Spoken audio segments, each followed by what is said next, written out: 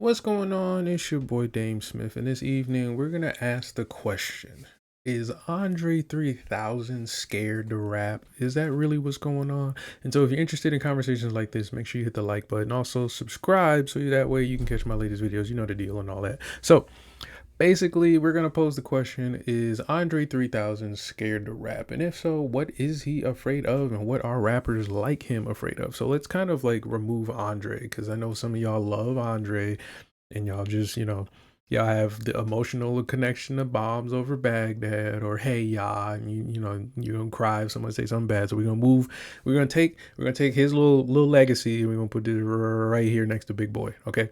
And so I really want to ask the question of, why would Andre 3000 be scared to rap? And so I've thought of a few reasons, and I couldn't think of them to be any more, you know, of a reason to stop rapping than I would to find a reason to stop working. You know what I'm saying?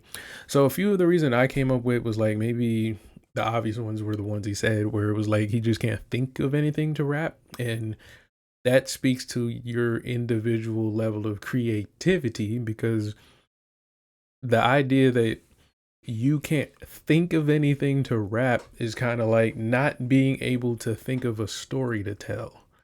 And if you can't do it, then that's fine. But that means you kind of have to label yourself a certain word. There's a word for people who can't do that. And the people who cannot do that also belong in an excluded group of people when we're talking about musicians. So I do want people to consider that when you hear people talking, to kind of just take what they say at face value. If someone says they can't do something, don't like something, or do not want to do something, take that at face value. The next thing I thought of was like, maybe there just isn't a market for the type of music an Andre 3000 would make. Maybe there just isn't an audience of people who's clicking play or playing or streaming this and trying to get, hundreds of thousands or even millions of plays on this. And then I thought, well, no, that just goes back to the creativity part. Maybe you're not making music that the world is dancing to. Because if you are, then we would play it. Because that's kind of how I've noticed the Migos take over the game. They just kind of disrupted the market. We've heard triplet style raps before, but it's like when you do it a certain way, it changes everything. Um, there's no holding back on, grungy rap, underground rap, so that's not a problem. There's no hindrance on stylistic, clean, polished rap. We see that all the time. You got booty shaking rap. We got uplifting feminism rap. We got all kinds of rap. So I'm trying to figure out. I don't think that that would be the thing holding an Andre 3000 back, meaning like what to talk about, like what topics. I don't think that's it. And I also don't think there's a lack of a niche market, especially if you're not going to create your market, then yes, there's no niche market. But if you are expecting us to just kind of like put you on the table for dinner just because there's a table for dinner, then you're foolish, and I don't know who led you to believe that. um the next thing I probably thought of was like, maybe artists at that age, they just burn out, like kind of like old men. Like after a point, old men just tire. Like, we put men through the ringers from ages 13 and on, and then it's like, when you have an NFL player committing like the most supernatural human feats for a good 10, 15 years of his life, it's like, yeah, you might want to chill out and relax.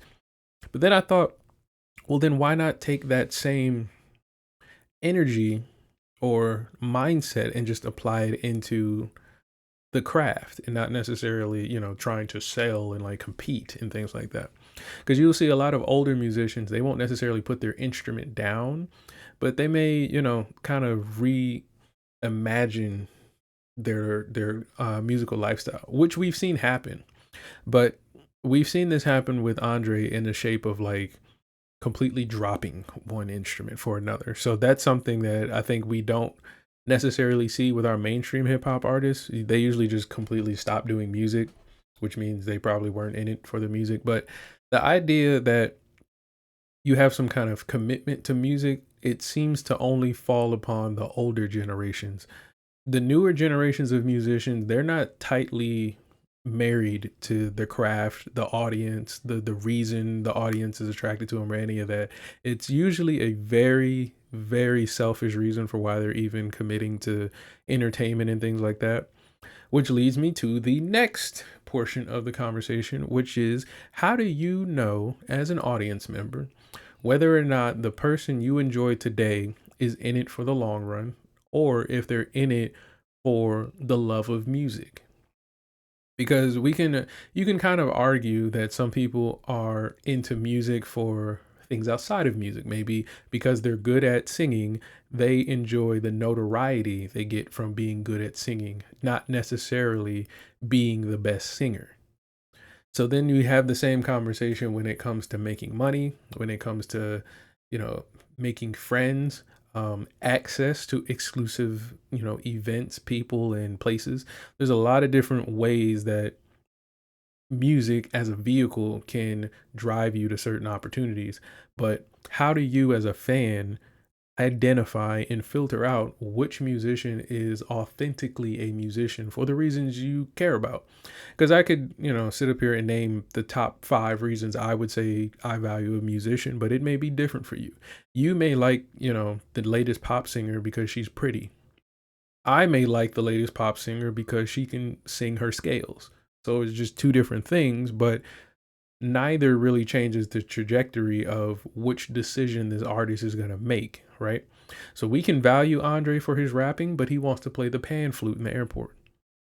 We can value Andre for his songwriting, but he'd rather not write any more songs.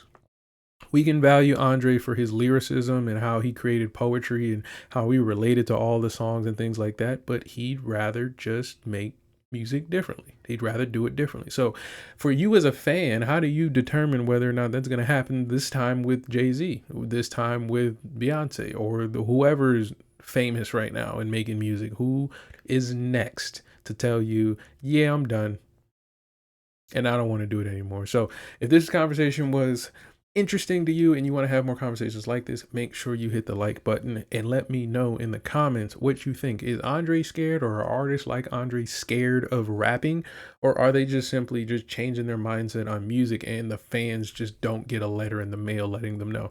Let me know what you think, and I'm out, y'all. Peace.